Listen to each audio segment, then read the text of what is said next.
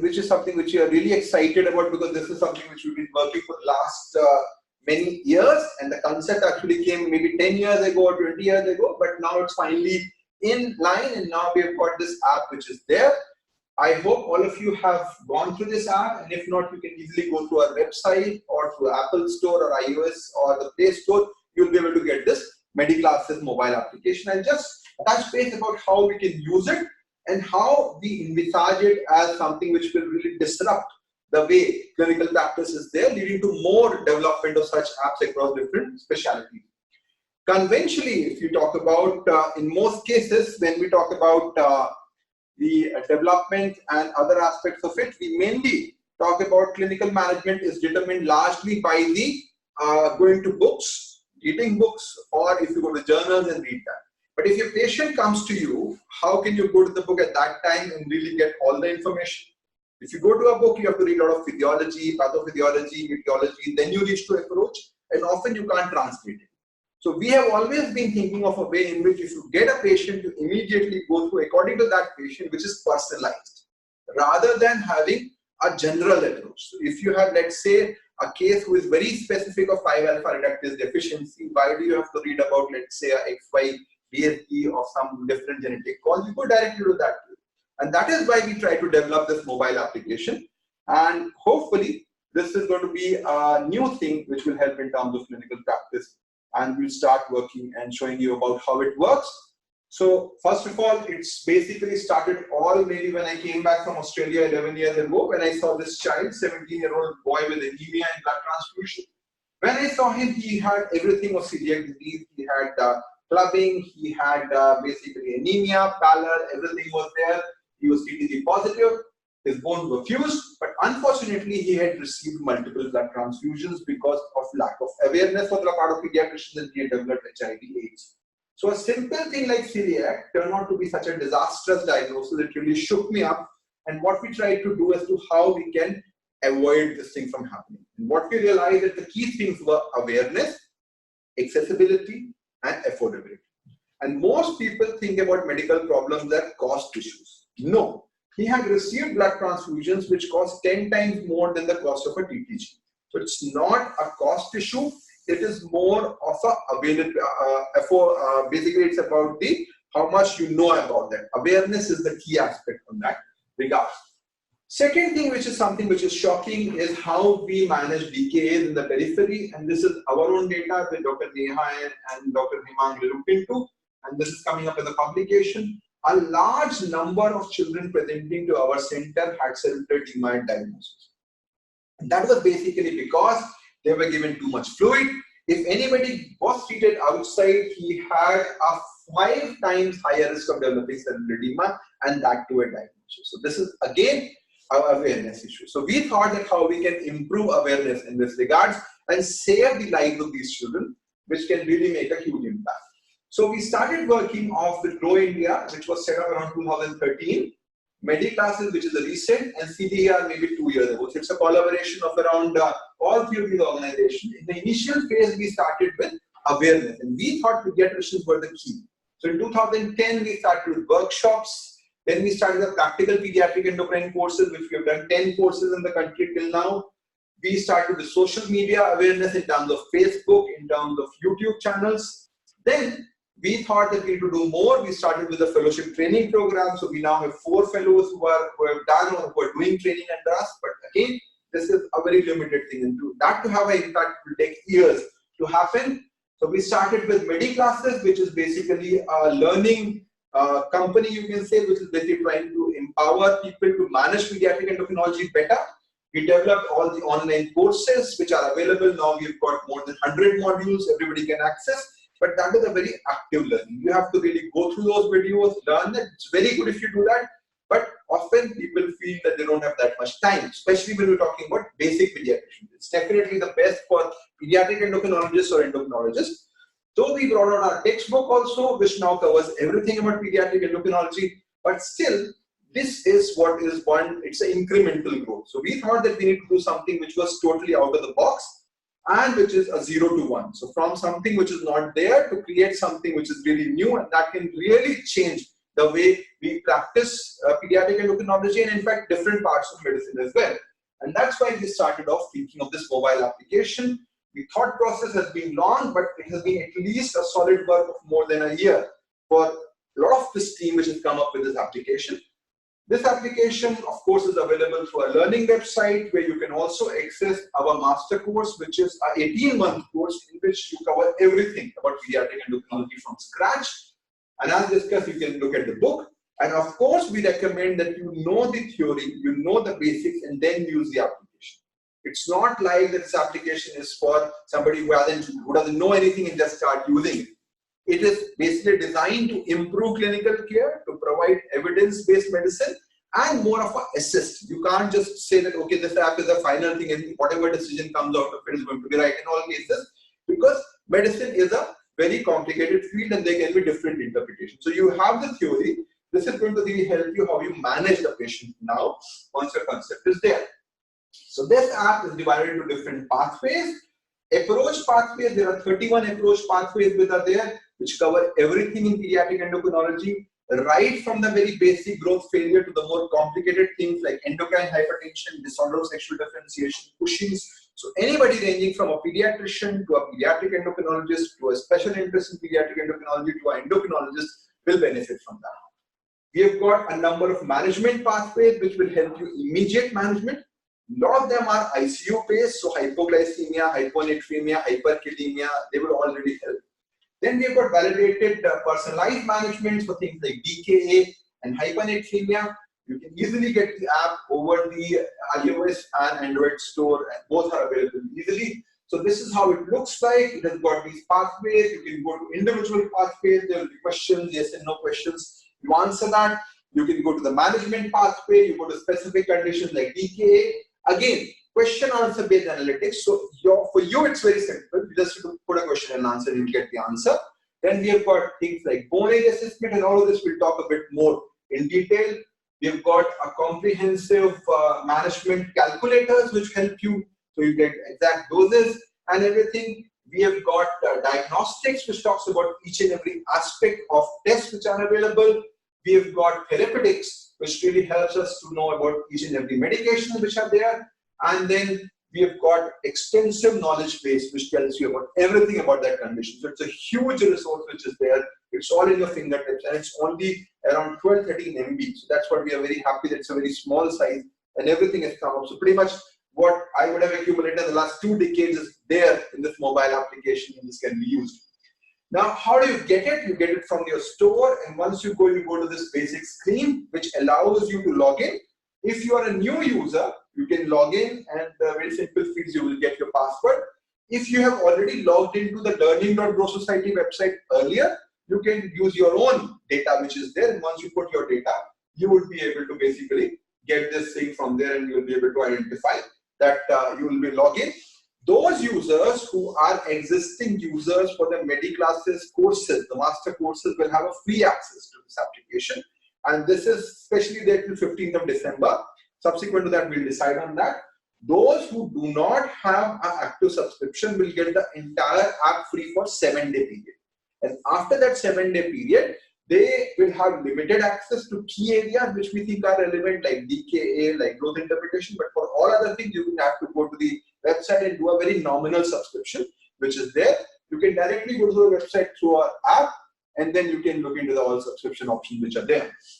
We're trying that this app becomes the one site so you can get videos also there, but at the moment that's very size intense, so we're just putting it on that. Now, approach pathway are the key. They are all evidence-based. So we give the references that we have used, and they have been algorithmic, clinical, and cost-effective. So it's not that we have copied a particular algorithm from the Endocrine Society, because those investigations which are not available easily, we have used our own way. And we are trying to validate each and every pathway now based upon our own experience. So if you give an example, suppose you have a child who comes to you with delayed puberty in boys, it will ask, does he fit the criteria? Are the screening tests normal? What is the FSH? What is the testosterone, karyotype, androstenedione, and you get the result. Now, what you will find very easy is that we actually give the level.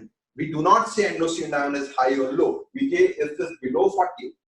And if there are various age ranges, they are just there. So you don't need to go out of this app to get these approaches in this perspective.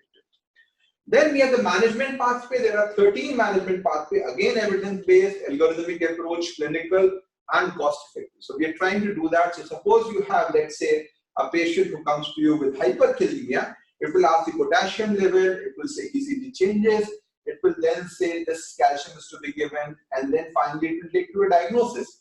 And each diagnosis has got a treatment. So when you look at these approach and management, they will look simple when you use on the app.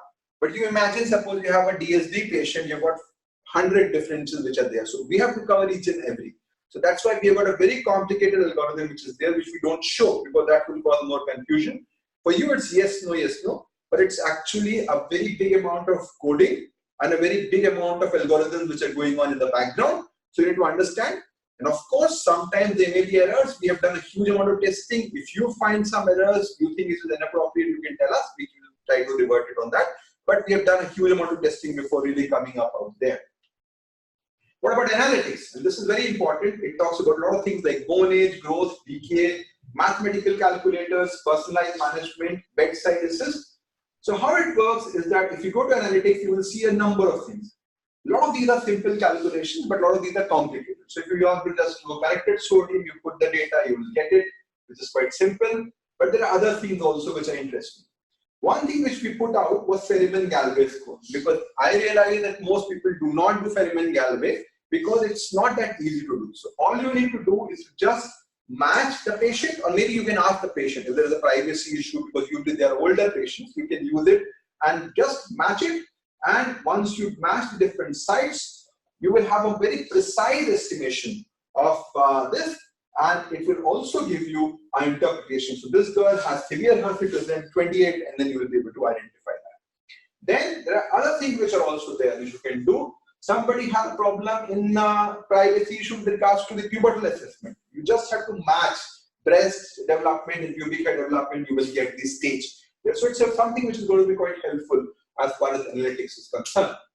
Now, a very important section is diagnostics, because pediatric endocrinology management requires a number of hormones. You need to have a pre-analytical issue, how you take the sample, how you send the sample, when you take the sample, which technique, which reference range. So we have tried to make it easy to describe all static and dynamic tests with pre and post analytical issues, technique-based, age and gender-based references, and you will have a whole list of over 60 things which are there. And if you go into something like, let's say, ACTH stimulation test, when to do, how to do, what precaution, interpretation, everything is out there. And if you go to something like a complicated thing like 17-hydroxypregnenolone, getting a reference range is difficult, so you put all the reference range. We are also going to put up the references that we have used to develop that very soon, because that is something, a concern which has come up, and the technique which is used. So it will be like a one place, go-to place to really get into all the information about diagnostics. Therapeutics is again important because these drugs are not commonly available in drug doses. So we have a drug monographs of around 64 drugs with dose details, interaction.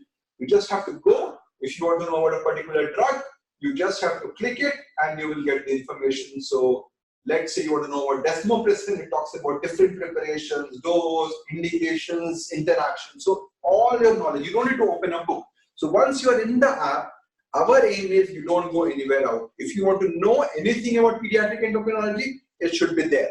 There's a famous saying, and which we have tried to do, of course we can't do that, about whatever is there, because when Vyas wrote Mahabharata, they were said that everything which is there in the world is here. What is here may not be anywhere else, but everything is there. This is our thought process, but of course that's not possible. But this is what we're trying to do, is that we're trying to put everything in pediatric endocrinology into one place, and this will evolve. So if you think that something needs to be put in, we can put in a very simplistic fashion. Things like penile length curves, things about waist circumference curves, we're thinking about that as well. Now let's go to very finer aspects of it. How do you use it? So this is for growth interpreter. So this is a very common problem for pediatricians, but how do they interpret growth? So now we have got a very simple tool, which is actually named as growth interpreter. You just put the date of birth. You just put about, basically about the date of birth, the weight, the mother's height, the father's height, and you add the bone age. And how you calculate the bone age is something which we'll talk about. And all you get is a huge amount of information. Now, a lot of these apps are available on the net, which gives you height SDS, weight SDS, BMI SDS. But very few talk about target height SDS. Very few talk about corrected height SDS, and none talk about height SDS for bone age. And based upon these 6 inputs, we have developed a model which really interprets the growth into 60 different forms. We have tall stature with obesity, tall stature with undernutrition, tall stature with overweight. We have got nutritional pattern growth failure, endocrine pattern growth failure. Here it talks about normal growth. So based on just putting that data, you will get an idea of what you're looking at. So this is something which is going to be hugely effective. You can give it to your person who is outside. He can measure proper height, weight, and get to the data and give you a screenshot. You know where your child is in terms of growth. You don't need to carry any more growth charts. You will get all the interpretation as well.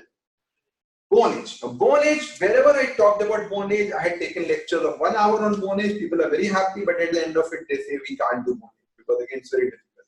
So what we wanted to develop was a simple and accessible tool which is validated against gold standard, comparable to good tools, and which everybody can use.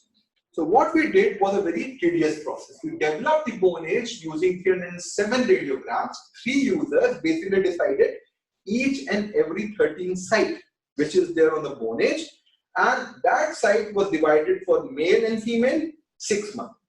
So we developed that 13 sites. After that, we put them order and tested them to TW3 using a regression analysis on around 90 radiographs.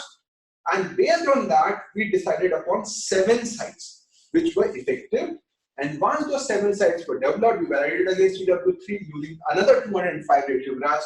And we looked into this R model compared to the standard method for precision, accuracy, and Bland-Ortman plot.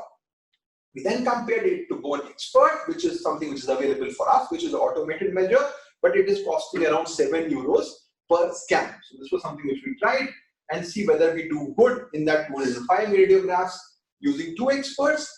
And finally, we compared it into our own residents who did not know anything about bone age assessment and see whether how they do in terms of applicability, in terms of precision, time taken, accuracy, and all those things. So what we found, that we found 7 sites which really reflected well and explained around 97.3% of the entire Tyler Whitehouse variation. So we decided that we use these 7 sites, and this was validated. Based on that, we developed this application. It works very simple. All you have to do is to go for bone age, you check the different sites, put the age, and you have to compare each region of interest. There are 7 regions of interest, 3 in your middle finger, proximal, middle, and interphalangeal. Then you have got 2 in thumb, radius, and ulna. And once you do that comparison to that particular site, all you have to do is that you have selected, now you have selected 5 sites. Now you select the radius and the ulna, and you put calculate, and you will get a bone age along with a range. Now this is something which we have validated, and this is something which is going to be quite useful subsequently. We're going to do more validation on that using more users. So what did we do? When we compared to Tanner Whitehouse, we have got a better precision. So there was a less intra-individual variation. Inter-individual variation was similar. So it's as good as Tanner Whitehouse as far as the precision is concerned. When we compared it to Bone Expert, it was better in terms of the deviation, in terms of the standardized difference, and in terms of the Bland-Ortman plot. So it is better than Bone Expert for an expert user. What about time? It reduced the time by around 75% for both expert and non-expert users. So this is important. Non-expert users took 8.5 minutes to do a bone evaluation using Tanner Whitehouse. They took 2 minutes when using our app. So it's a huge time saver. And that time saving did not result in a very bad result. They had a worse reporting as compared to expert, but pretty much similar to what we saw in terms of bone expert. So this is a tool which is now simplified, validated, easy to use, and this is something which is probably going to be a very important part of our armamentarium of this app, but this is just 1% of the whole app. So this bone age is just part of it. That is the enormity of the app we will get from there. What about DKA? We realized that a lot of these errors happen in management, even in our center. Only 18% of children are properly managed in the beginning, which is a shame. which results in over 2/3 errors for hypoglycemia, hypokalemia, dehydration. So a lot of these are preventable. We have a written protocol, we have done so many talks, we've done so many lectures, still errors happen. So how do we improve? Again, mobile application. And what we did is, there are 3 parts of this DKA application. So let's see, we have this 10-year-old boy with blood sugar of 540. All you have to do is to start putting the data. So first you say, what is the date of birth? So he's 10 years. Then we talk about weight. Weight is 30 kg. You need weight for all the calculations. So we have put only those calculations which are relevant. Put the sugars. Now ketone is there or not? Of course you have to tell that. What is the pH? Because 6.9 and below will be corrected over 72 hours. CO2 less than 10 will be corrected over 72 hours. Now you talk about potassium. If the potassium is high, as in this case, we will have a different output.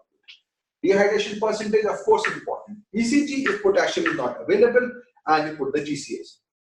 Now you get this result. First, whether DK is there or not, how much fluid in the initial, how much fluid in the follow-up. Now, this is saying potassium is to be added only after child passes urine because there is a hyperkalemia.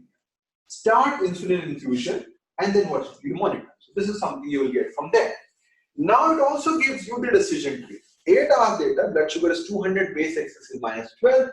So what you do is that you put the data as to how much time. So the parameters it will ask will depend upon the duration. So if it's less than 4 hours, it will not talk about anything about electrolytes. 4 to 8 hours, it will talk about electrolytes, GCS, urine output. Beyond 8 hours, it will talk about blood tests. All you do is put all the data. What was the initial level? What was the initial GCS? What is the current GCS? What is the current glucose that you have? So you've got glucose of 200, sodium is 135, potassium is normal, urine output is okay, and pH is still not resolved. So there is acidosis which is persisting, ketosis which is persisting, your glucose has become normal. All you get is very simple. Change IU to 10% because it's 200, but you continue potassium in the fluid, you don't do anything else. So it's a very simple way of looking into it. Later on also you can use it. So this is something that the acidosis is persisting. Despite correction, this could be hyperchloremic metabolic acidosis. So here your yes/no questions come up. So base excess level is still less than -8. So you still have metabolic acidosis. Now you talk about what is the ketone level. Ketone is less than 1. What is the lactate level? Lactate is less than 2. It says it's hyperchloremic metabolic acidosis. You don't need to be too much bothered. Maybe shift to subcutaneous insulin. So again, it's going to be very helpful in terms of reaching a diagnosis. Now, other question, how much dose to give? A lot of people give a small dose, a lot of people do all these things like sliding scale, but you can easily calculate. You just put what is the weight, what is the pubertal status, and you put whether the DK is there or not, and you will get a result how much dose to give. So it will be a more precise way of managing in this perspective. Now, based upon this, we presented a lot of our work in SPA recently, and this is as soon as we launched. So this is very good that within we launched, we were recognized very well. So this was the best poster which Hemang and team got for the development of the DKA app, which in fact hopefully should improve the management and provide a uniform care. We are now looking at a multi-centric study across the country to see whether it really improves that. Then we had the best oral presentation for development of bone age application, and this is something which is going to really help out a lot of people because bone age has been a big problem for everybody. And then Riddhi again got the best poster for growth app. Now we're going to validate about everything, puberty, DSD, all those things, and see how it happens. Now this was not possible without the entire team that we have had, and this has really been helpful. So Dr. Yuthika has been involved in the planning from the beginning. We have got a lot of people who are part of our team. We've got Neha, who is currently in Jolly Grant Hospital in Dehradun. We've got Chetan, who's going to come back soon to our team from US. Riddhi, surgery. Riddhi developed a lot about diagnostics besides the other parts. Surgery was involved in therapeutics, a lot of assessment. Hemang, particularly for DK and electrolyte disorders. We've got a wonderful team as far as the tech team is concerned. Shalab and Prabhatji, who have been working a lot into translating our ideas into that, and Dr. Mittal has been playing a very important role in coordinating all that. So I think this has been a big overall interaction which was there in terms of the information. And if there are any issues, so basically if you are already signed into Learning Doctor Society, you can just go use the same credential, otherwise you create your sign up. If you have forgotten your password, you can go there and reset your password and use it. If somebody has got an active subscription to the master course till 15th of December, if you had logged in, so all the existing users, and for another 7 days, we've got a free access for app for the 18-month period. Otherwise, the subscription is there, which is pretty nominal.